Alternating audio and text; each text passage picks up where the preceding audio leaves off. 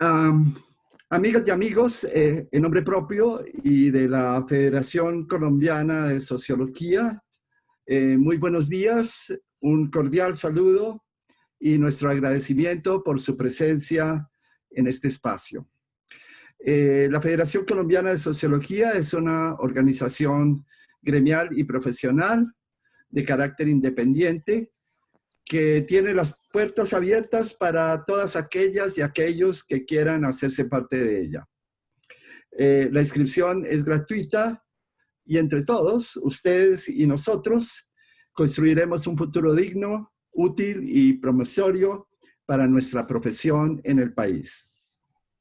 Bien, esta es la quinta intervención en las redes virtuales, que en las redes virtuales hacemos del programa Sociología al Día, un programa de opinión, de simple opinión, con que las sociólogas y los sociólogos del país queremos expresarnos públicamente y comunicar nuestra visión sobre temas de actualidad. Ya cumplimos 2 meses en este programa y hemos realizado 4 intervenciones sobre los palpitantes temas siguientes: la pandemia y las pandemias, el empleo, una especie en vía de extinción, la educación superior, una institución en crisis por razones diversas en esta hora, y la seguridad ciudadana. Hoy nos acompañan y nos honran con su presencia 3 sociólogas, Jacqueline Acuña, Liliana Silva y María Alejandra Maya, quienes amablemente han atendido nuestra invitación para hablar del tema siguiente. ¿Qué opiniones o qué opinión te suscita la situación actual y con qué país podemos soñar a 10 años vista, por ejemplo, más allá de esta trágica coyuntura que estamos pasando? Entonces, la logística es que básicamente tenemos 20 minutos por participante y queremos que nos cuenten un poco qué han hecho, qué están haciendo, y bueno, y luego se refieran en la medida de sus posibilidades a este tema. Siéntanse libres, siéntanse en su casa, porque este es un espacio de opinión. Así que no hay problema. Queremos darle la palabra primero a Jacqueline. Bueno, pues buenas tardes a todos.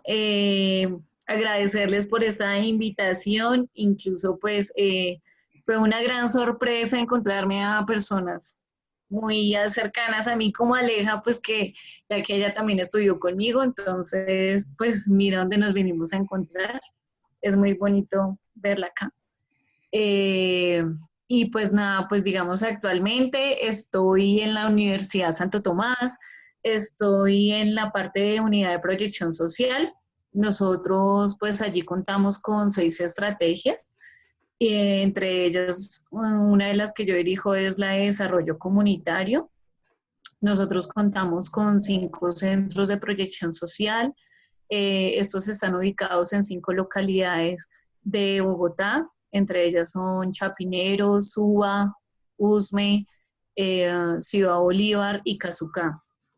Nosotros buscamos vincular a todos los practicantes de las facultades en cada uno de estos centros de proyección social con la finalidad de corresponsabilidad, y sobre todo somos como un canal de comunicación entre la academia y precisamente la comunidad para responder a todas las problemáticas o necesidades que se presentan en cada una de ellas. De igual manera, pues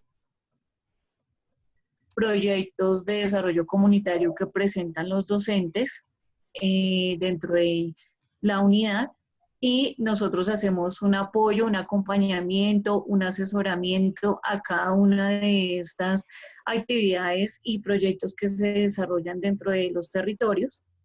Trabajamos con niños y niñas hasta adulto mayor, en colegios, en fundaciones. Entonces hacemos un gran canal de comunicación en cada uno de estos centros de proyección social, y pues la idea es también como pues primero fortalecer la, como ese liderazgo y ese desarrollo y participación ciudadana que se dé dentro de la comunidad y primero pues quitarnos más como ese asistencialismo, sino precisamente es como generarles unas herramientas y un empoderamiento a la comunidad para que a partir de esas herramientas o aprendizajes que le brinda la universidad puedan seguir sustentándose durante pues ya varios años, porque pues digamos una de las falencias que hemos encontrado precisamente en la universidad es que eran proyectos que duraban 4 o 5 meses y nosotros estamos ahorita dándonos la pela para que sean a un año y más, precisamente para generar ese reconocimiento y esa sostenibilidad dentro de las comunidades y que ellos vean más bien a la universidad como ese apoyo o ese acompañamiento, más no el salvador de todas sus problemáticas que ellos actualmente tienen. Eh, pues también estamos nosotros trabajando con el programa de voluntariado. En este vinculamos a las personas administrativas de la universidad, a los docentes y a estudiantes para que de una u otra forma se vean inmersos en estas necesidades y pues también desde su propia carrera pues puedan empezar a aportar, ya sea desde el primer semestre, cosa que lleguen a finalizar cuando estén en su práctica y pues ya digamos tengan más claro el panorama de que van a salir a desarrollar dentro de su carrera profesional y a su vez pues igual también pues aporten un granito de arena pues digamos a todas las necesidades. Entonces pues también estamos fortaleciendo este tema de voluntariado y pues más o menos ese ha sido como, en eso ya llevamos 2 años en lo que vengo vinculada con la universidad y pues ya digamos en mi trayectoria desde que vengo pues trabajando desde sociología, pues entonces sí, igual siempre ha sido el trabajo comunitario, trabajo con madres cabeza de hogar, todo el tema de género, lo que tiene que ver con violencia intrafamiliar, en los colegios también, entonces se ha fortalecido bastante este proceso, entonces pues desde ahí venimos encaminando y fortaleciendo cada día más estos procesos. Y pues uno de los últimos también que se apalancó fue con el profe Álvaro Moreno, también ahí es de la universidad, que se hizo en el Centro de Proyección Social de Suba, que fue la educación jurídica como fortalecimiento para las competencias ciudadanas. Entonces, fue un gran proyecto que se llevó dentro de la localidad. La gente incluso aún todavía lo sigue solicitando porque le llegó precisamente a esas comunidades que lo necesitaban, esas herramientas donde se dieron cuenta que no se necesita precisamente a un abogado para hacer un derecho de petición, una tutela, sino por el contrario, como a través de tips o herramientas básicas ellos podían aplicar y defender sus propios derechos, ¿no? Muchas oportunidades pues a ellos se les ha olvidado o no saben cómo precisamente, cuál sería la ruta precisa para defender estos derechos. Entonces, desde ahí se despertó como también ese sentido de pertenencia tanto por ellos, por el territorio y por lo que pueden hacer tanto por su familia como por la comunidad en general, ¿no? Entonces, también es un proyecto que pues lo queremos llevar a nivel multicampus, en todas las sedes y seccionales. Entonces, pues también desde ahí venimos también apoyando al profe y pues trabajando en equipo. Bueno, pues tú estás ligada a la academia y los académicos son muy académicos. Así que aquí un poco el tema es, eh, es soñar, una cosa que no le gusta a la academia. Peor peor para ellos, podríamos decir. Pero aquí en la federación nosotros estamos intentando eh, construir ideas para un nuevo país. Eh, la pregunta sería esta, Jackie. Eh, Este país como está, ¿te gusta? O tú quisieras otro país? ¿Y qué tipo de país quisieras? Así, de una manera muy sencilla y muy simple. ¿Nos puedes decir? Bueno, pues no, precisamente pienso que a partir de lo de la pandemia, me parece que sirvió como un sacudón también para para la gente, ¿no? Porque, digamos, es un nuevo despertar, es ver a un país después, antes de la pandemia y después de la pandemia, ¿no? Porque las cosas positivas que podemos rescatar en este momento a mí me parece que es como la familia. Digamos, era algo que ya se había perdido y ya estábamos más como inmersos en la tecnología, en todo lo que son las redes, cada uno con sus amistades, pero en sí ese vínculo familiar, esas relaciones tradicionales, e incluso hasta los juegos tradicionales que se venían desarrollando en familia ya se habían perdido. Escuchar las historias de los abuelos. Entonces, hoy en día es como volver a retomar esas cosas de antes y volverlas otra vez como a poner en tela de juicio, ¿no? Entonces, también puedo volverles a enseñar, en ese caso, a nuestros hijos, a las nuevas generaciones que ya vienen con otro chip, que ya vienen inmersos en toda la tecnología, pero de una u otra forma se les olvida precisamente todo lo que nuestros ancestros nos enseñaban y las cosas realmente importantes y que desde ahí se puede empezar a generar país, ¿no? Entonces es como una deconstrucción para una construcción, es como un aprendizaje nuevamente de incluso de cómo enseñas y cómo formas a un niño para que en su vejez realmente recojas lo que has construido durante toda esa vida, ¿no? Entonces, si realmente yo quiero que en un futuro a mí me recuerden por lo que yo hice, qué estoy haciendo ahorita como niño y qué espero para que haga en un futuro. Entonces, por ejemplo, desde ahí tendríamos que empezar a replantearnos primero la formación que estamos dando desde familia, la formación que estamos generando en los colegios, nuevos programas, pero que realmente, como decía su merced, que sea soñar, que sea replantearse de qué es lo que quiere la gente en realidad,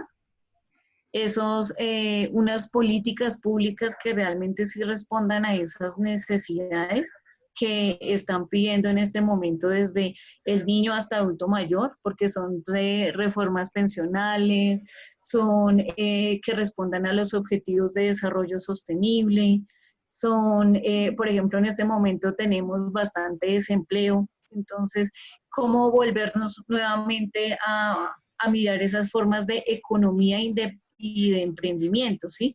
Entonces ya desde acá incluso es ver más cómo la pandemia nos abre una nueva forma de repensarnos. Y desde ahí podríamos empezar a generar una mayor equidad, que es lo que no hay en el país.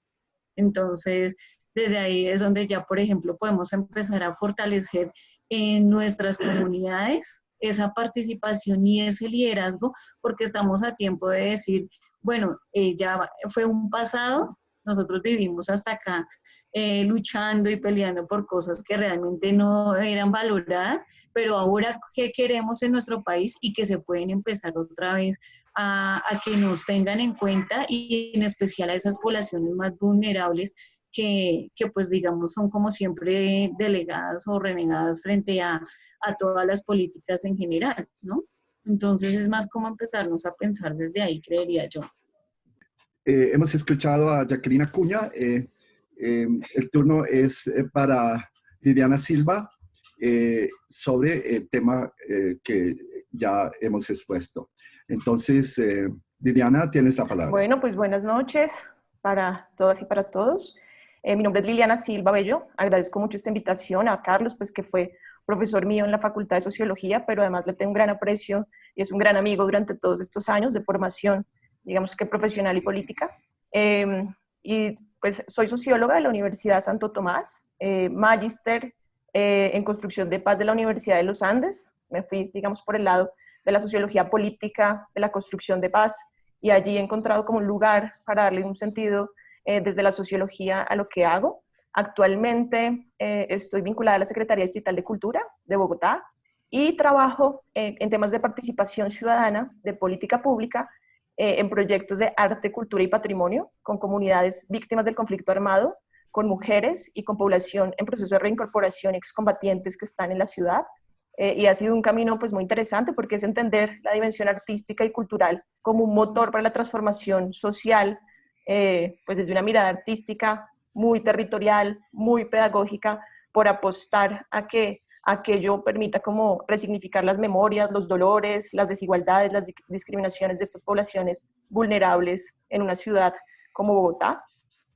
Y también actualmente soy profesora de Sociología de la UNAD, de la Universidad Nacional Abierta y a Distancia, y ha sido una labor muy, muy bonita, muy gratificante, porque aunque es un escenario virtual, digamos, permite democratizar la educación de personas que no pueden acceder fácilmente a la educación superior, a la universidad. Entonces creo que ha sido una experiencia muy bonita. Allí he tenido pues estudiantes de zonas rurales, del sur del país, del norte, campesinos, personas que han sido víctimas del conflicto armado, adultos mayores, personas, digamos, con dificultades de movilidad, que para tener que entrar a un computador tienen que atravesar una lancha de 1 hora para entrar a una plataforma y poder leer un texto de sociología. Entonces son como ejercicios de resistencia localizados que le han dado mucho sentido como a la educación virtual, al quehacer de la docencia en escenarios complejos de desigualdad como los que tenemos en Colombia. Entonces actualmente he trabajado como en esas líneas, y frente a la pregunta que plantea el profesor Carlos, y que como bien lo decía Jacqueline, creo que estamos como en un momento muy, muy convulso a nivel planetario, y creo que la pandemia, digamos, a diferencia de otras épocas o en otros momentos históricos, no está en un lado solamente del hemisferio, no está solo en África o solo en un rincón del sur de Latinoamérica o en un lugar de Europa, sino que por primera vez estamos, digamos, asistiendo a un tema global de una envergadura que definitivamente nos ha cambiado en múltiples formas.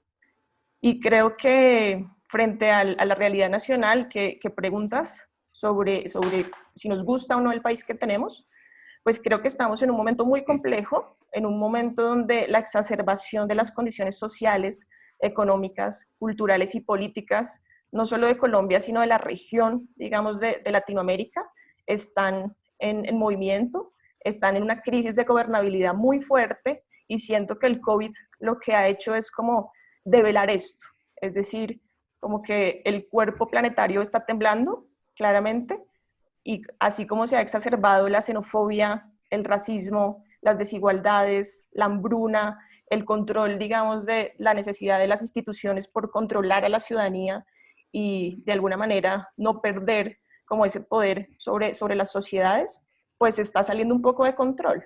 Entonces siento que es también una oportunidad como de acumular otro tipo de resistencias, de acumular otro tipo de reflexiones que tendrán que desembocar en reformas que en este momento seguramente no las podemos hacer como habitualmente lo veníamos haciendo. Veníamos de una oleada muy fuerte de movilizaciones sociales.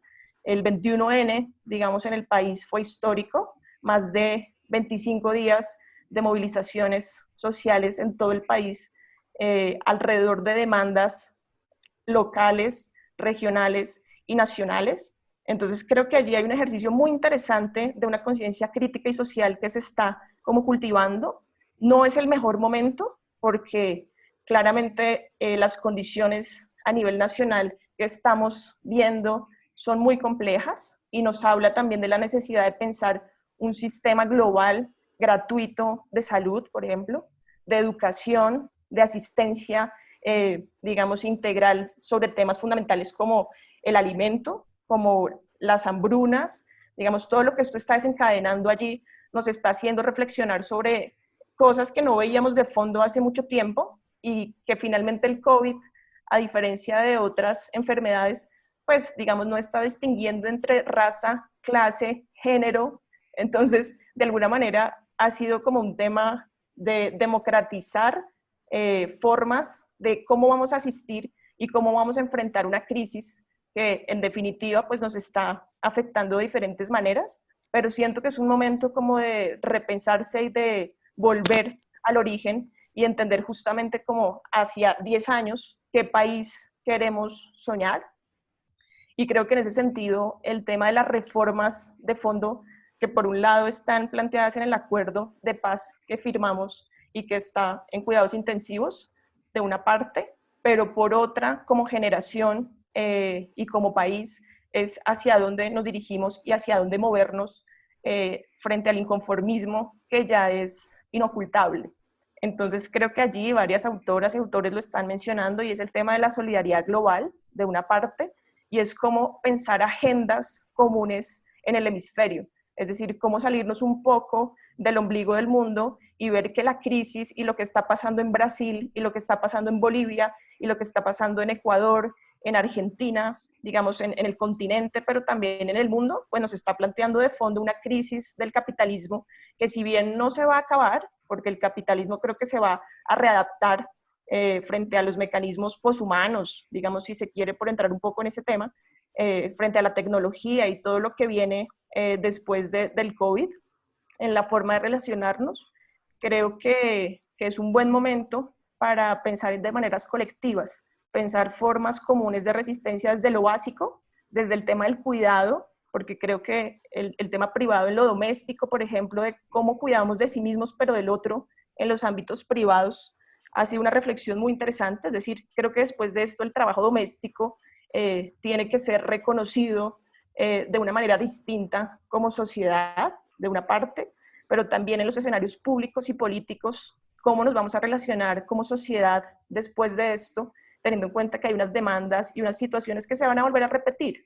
Lo ha dicho la ciencia, lo ha dicho, digamos, varios tipos de análisis, y es que seguramente el COVID pasa, pero la siguiente pandemia será mucha más fuerte y las afectaciones alrededor del agua, del ambiente, de lo que comemos, digamos, se puede ir exacerbando.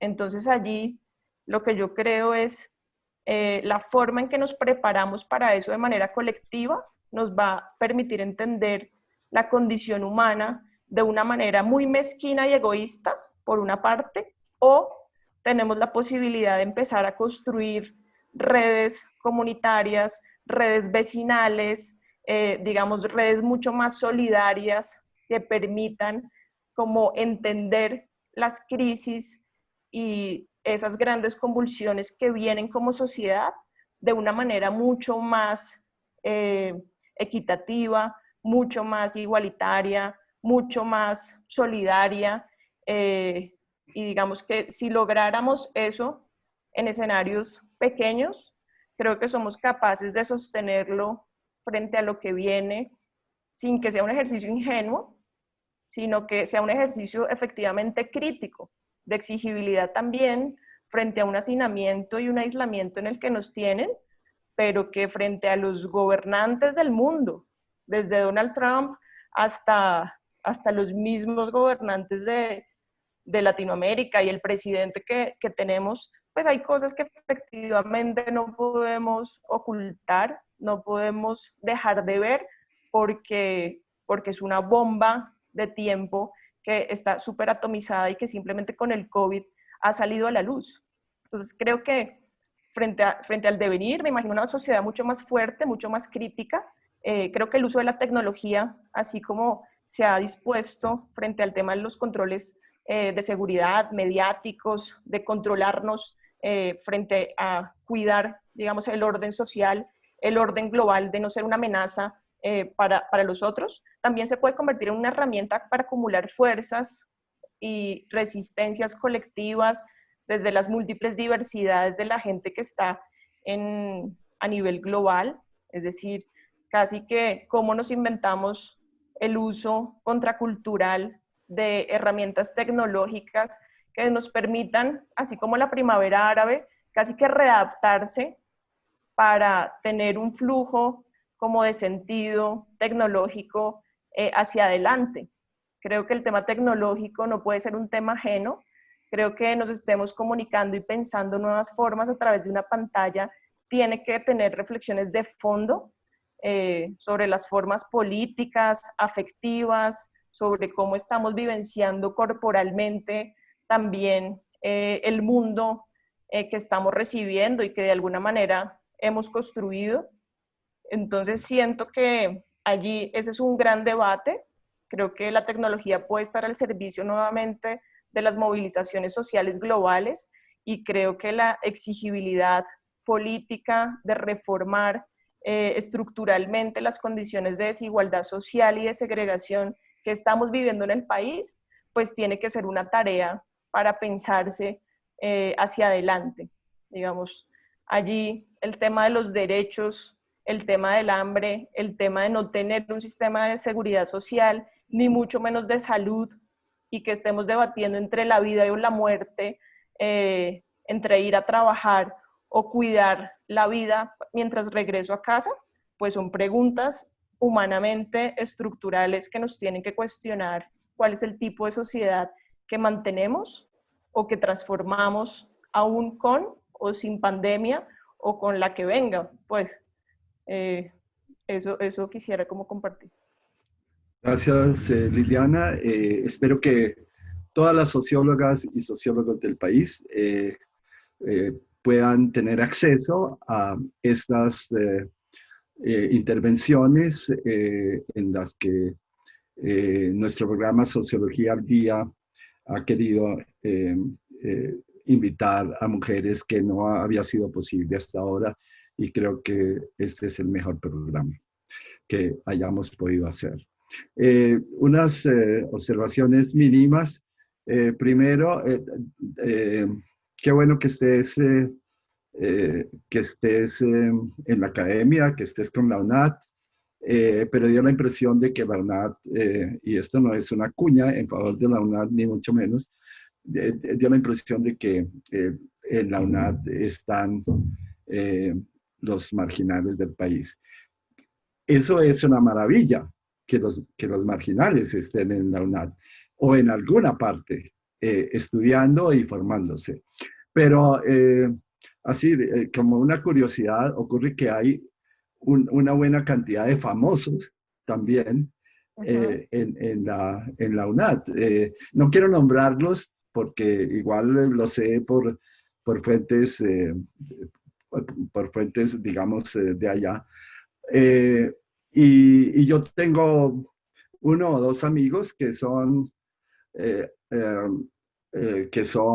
también personas que no pertenecen para nada a la marginalidad.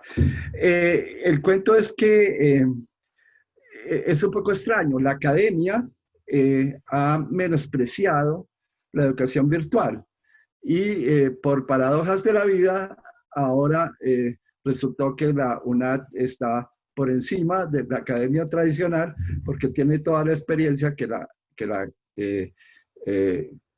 la academia tradicional necesita en este momento. Eso por una parte.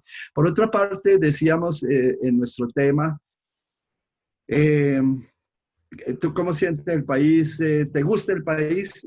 Yo quiero responder a la pregunta. Miren, Colombia es un país maravilloso. He llegado a esa conclusión.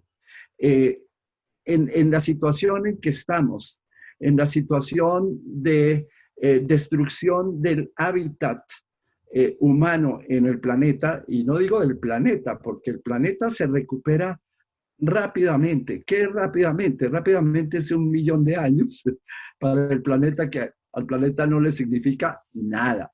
Pero el hábitat humano sí está en serio peligro, está al borde del abismo. En esta situación, nuestro país, Colombia, es una maravilla. O sea, tenemos todo lo que el mundo necesita. Agua, ¿sí? Las fuentes hídricas de Colombia son de las mayores del mundo, y tenemos tierra suficiente, y esa tierra es verde, no es amarilla ni naranja, mejor dicho, como muchos otros países que tienen muy poca tierra verde y que han tenido que fabricarla, España, Israel, etcétera, etcétera, y la misma Australia. por ejemplo. Tenemos toda la diversidad del mundo en materia biológica. Mejor dicho, este es el último recurso, el último rincón del planeta en el que todavía tenemos lo que el planeta había sido. Entonces, Colombia es una maravilla y eso es importante que lo tengamos en cuenta. ¿Por qué? Porque tenemos que defenderla. Es así de sencillo, porque nosotros no nos hemos dado cuenta de quiénes somos, pero otros sí se están dando cuenta. Y eso es, ese tesoro es el que tenemos que defender. Bueno, yo creo que para el futuro también, para intervenir aquí, que no es mi propósito, pero en el futuro nosotros hemos venido hablando de cosas que hay que hacer, que suenan utópicas o yo quisiera llamarlas más bien distópicas. Fuimos de los primeros que hablamos aquí de la renta básica. Después la renta básica se puso de moda, o sea, porque hablamos el 21 de marzo y entonces no se hablaba de la renta básica. No que seamos originales ni lo que nos las hayamos inventado. Los europeos están hablando de la renta básica desde hace 15 años, ¿sí? Yo lo vi en un libro de Ulrich Beck, Un nuevo mundo feliz, sobre el problema del empleo, ¿no? Entonces, la otra cosa es que la salud, como dice Liliana, y creo que todos coincidimos, debe ser igualmente universal. Así como la renta básica es un ingreso mínimo universal, la salud debe ser universal en Colombia y la ley 100 debe ser desmontada. Eso también lo propusimos oportunamente. Otra cosa, la educación tiene que ser gratuita. O sea, vamos a luchar porque la educación universitaria sea gratuita. Eso crea un serísimo problema y es que va a haber mucha gente, mucha más gente sin empleo, porque el empleo es una especie en vía de extinción. Eso para el mundo entero, no solamente en Colombia, sino para el mundo entero. Entonces, eso no importa. Igual, cuando todos seamos profesionales, todos, los que, esos de los que hablaba, esos marginales de los que hablaba Liliana, ¿no? Que tenían que morirse atravesando los ríos y los cañones para llegar a tener acceso a un computador, que es lo que estamos nosotros ahorita usando en este momento. Cuando todos ellos tengan educación, este será un país diferente y muy distinto. Y no vamos a tener empleo, pero eso es otro tema. Eso es otro tema. ¿Qué vamos a hacer? Sin embargo, la educación debe ser gratuita, por ejemplo. ¿Listo? Yo dejo ahí para darle la palabra a María Alejandra. Es un gusto que María Alejandra nos acompañe y María Alejandra ha hecho igual un trabajo muy importante en ciertas comunidades. María Alejandra, cuéntanos.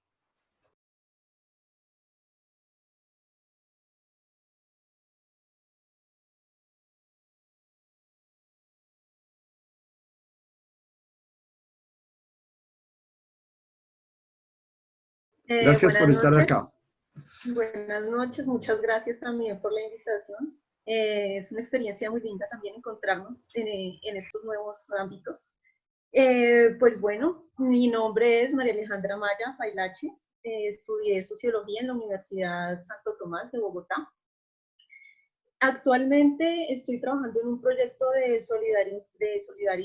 solidaridad internacional que nació hace 4 años en Francia. Este proyecto se llama Mingartes, es una microempresa de comercio justo y solidario. Esta idea realmente nace desde una inquietud cuando estaba en estudios universitarios, desde la inquietud y desde el acercamiento que tuve con las poblaciones, que, bueno, nosotros vimos diferentes problemáticas, ¿no? de toda índole, pero que realmente algo que a mí me impactó hace muchísimos años y que lo empecé a ver desde ahí, fue cómo la economía de las comunidades indígenas dependía de la elaboración de sus artesanías y que esta elaboración y que esta artesanía nunca realmente ha sido valorizada. Entonces, por ende, si no es valorizada, pues la calidad de vida de las comunidades, pues de las mujeres indígenas, que es especialmente con las que trabajo, se ve muy afectada.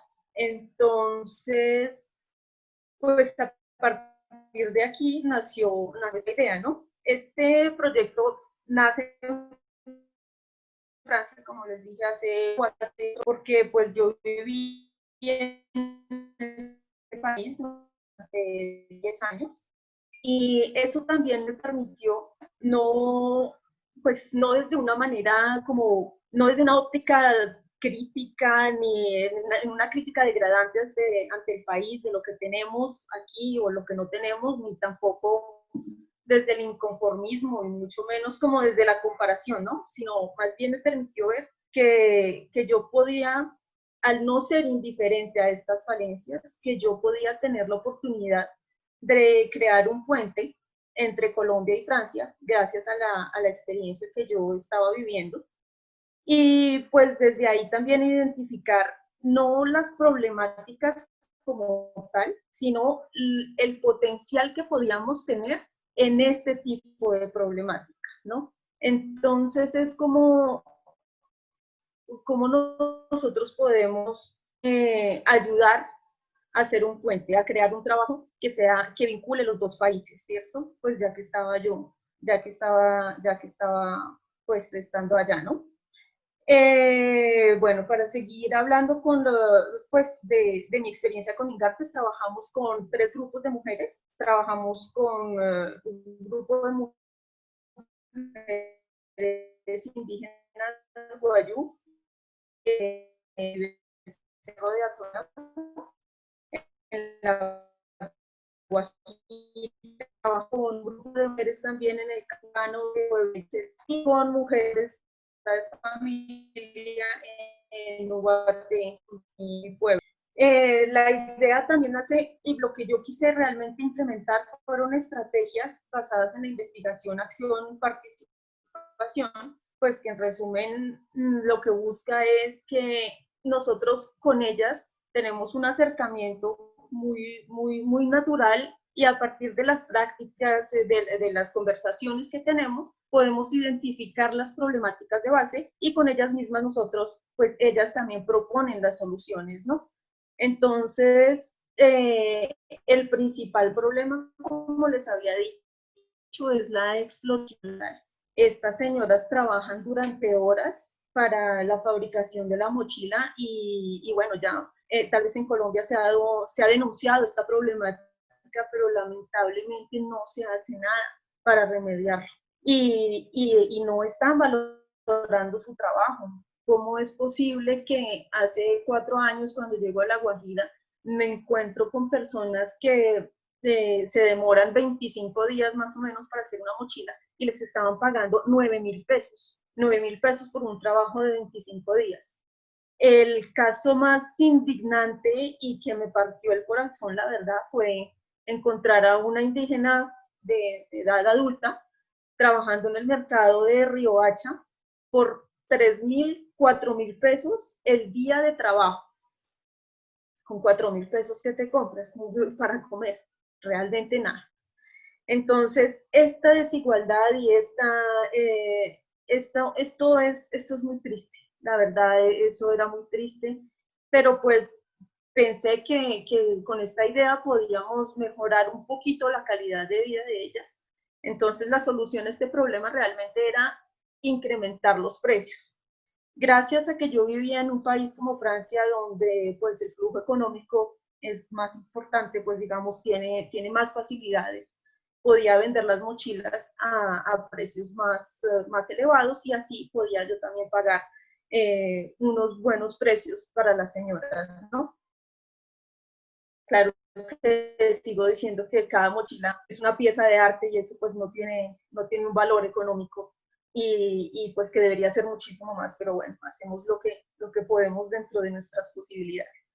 Por otro lado, algo que queríamos también rescatar con ellas son los valores ancestrales y culturales que tiene este objeto, porque ellas representan símbolos y todo dentro en el diseño de sus mochilas, y nos dimos cuenta que las mujeres jóvenes estaban olvidando un poco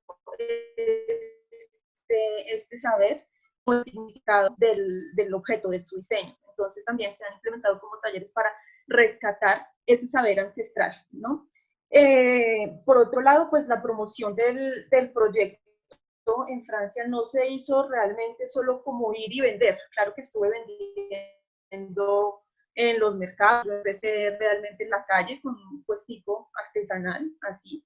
Y no solamente era vender, sino también como promover nuestra cultura. Y tuve la oportunidad de dar algunas charlas sobre el análisis de la transformación de un objeto ancestral y la transformación de la calidad de vida de las mujeres indígenas, sea para tener un beneficio, como hay algunos casos por ejemplo, las matronas guayú que trabajan con artesanías de Colombia, son mujeres que han logrado tener un buen beneficio, pero pues detrás de ellas hay mujeres que no lo están teniendo realmente de una forma equitativa. Y por otro lado, a partir del beneficio, cómo este proceso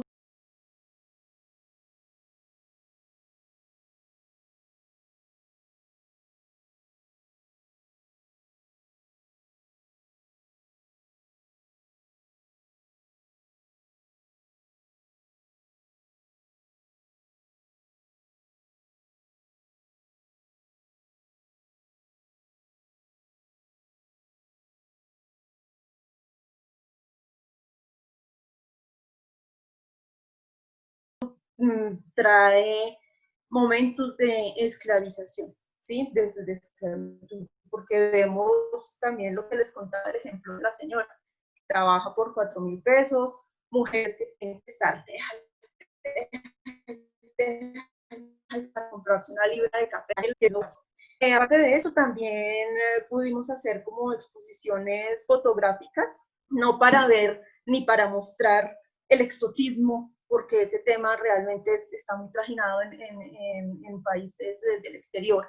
Cuando ahora hablan del indígena, entonces es lo exótico, y realmente yo estoy en contra de eso completamente, porque ningún ser humano tenemos que verlo con ese concepto, porque pues todos somos iguales, ¿no? Entonces, esta exposición fotográfica realmente lo que buscaba era hacer un homenaje a la mujer guayú, porque tienen un gran potencial. Las fotografías mostraban en sus tareas cotidianas, ¿no? Lo que se mostraba es una vida natural, pues, de ellos. No había poses ni nada, sino sus tareas cotidianas, pero lo que decía después, lo que decía bajo la foto, es como que a la sombra de estas tareas cotidianas se esconde un gran potencial de la mujer. Entonces muchas son líderes, muchas sostienen sus familias, su manera de pensar, su cultura, su tradición. Bueno, por otro lado, también hicimos talleres para niños, despertando la curiosidad hacia otras culturas, reflexionando sobre la sociedad de consumo también,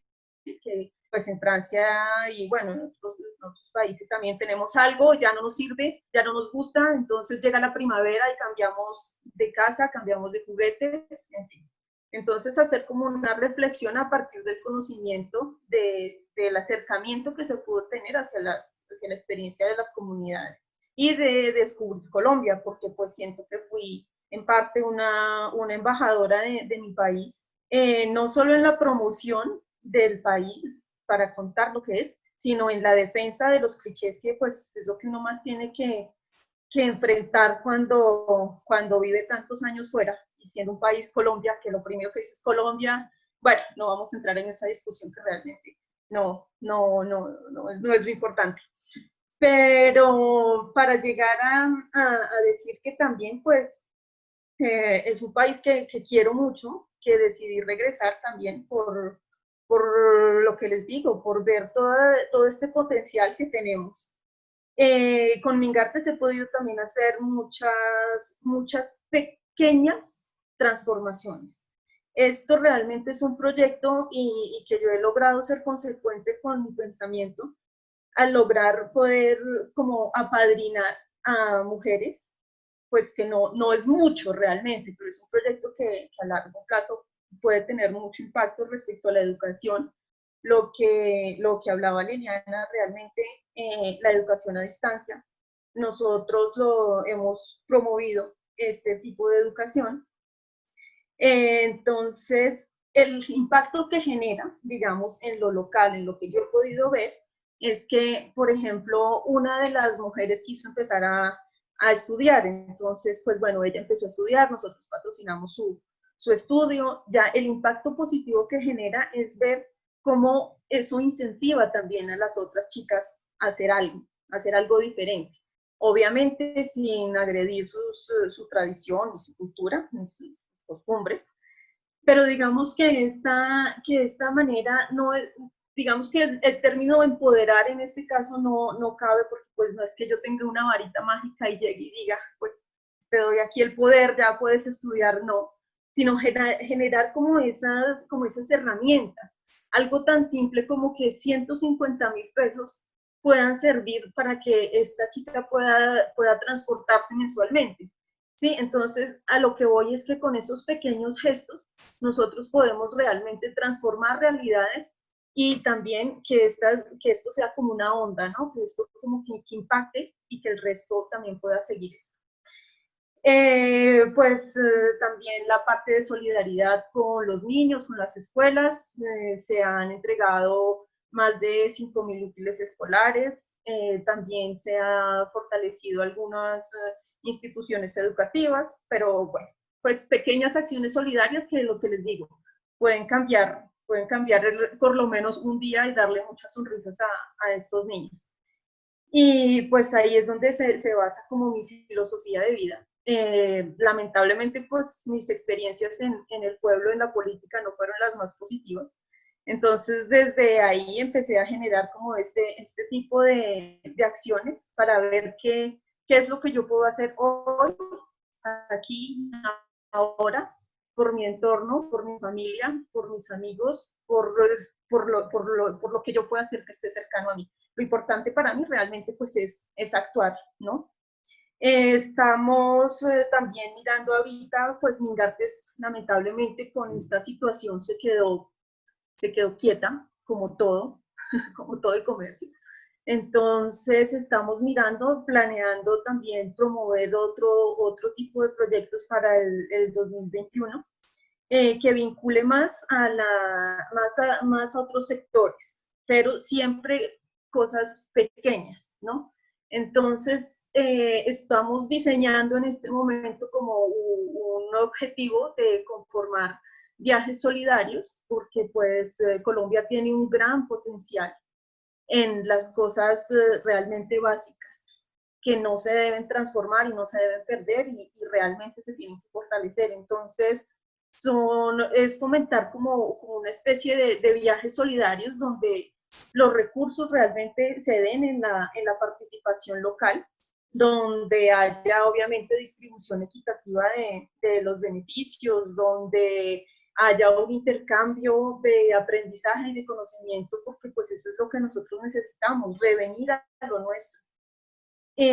También pues interactuando en lugares atípicos y ver lo que yo quiero es que estas visitas sean un complemento a las actividades tradicionales sin que se transformen las prácticas, sus prácticas, porque por ejemplo vemos ahorita el caso de Villa de Leyva como tal ha perdido sus dinámicas de pueblo. Ahorita vemos un Villa de Leyva invadido por almacenes comerciales que dependen netamente del turismo y vendiendo cosas hasta chinas, de la India. Bueno, en fin. Entonces, el punto es que estas actividades realmente fortalezcan lo que somos. Entonces, pues bueno, eso es lo que vamos a ver. Y pues a partir de todo esto, los temas de actualidad y de mi experiencia, lo que vemos es mucha desigualdad una solidaridad también tergiversada, muy manipulada. Y pienso que sí, ya lo que se ha visto en Colombia y en toda América Latina es que se está llegando a un despertar muy interesante. Creo que ya estoy un poquito más de tiempo. Entonces, pues para concluir, yo sí siento que me gusta ser una persona soñadora, una persona que cree en que si uno hace las cosas con amor, con ganas, puede realmente transformar el mundo. Y sí me gustaría tener un país más natural, donde exista más igualdad, donde nosotros podamos trabajar de una forma más colectiva, más tranquilo y volviendo pues a lo esencial. Y siento que desde mi experiencia todos podemos hacer algo para sembrar esperanza y pues no sé, recolectar más sonrisas, ¿no? Y pues para sonreír tenemos que tener salud y educación. Muchas gracias a todos. Creo que podemos concluir aquí. Se pueden decir muchísimas cosas. Quizá otro programa sería conveniente, pero aquí se han planteado asuntos de gran relevancia y continuaremos en estos debates que la Federación Colombiana de Sociología en su podcast de Sociología al Día viene planteando. Muchas gracias a todos una vez más y hasta la vista, hasta la próxima.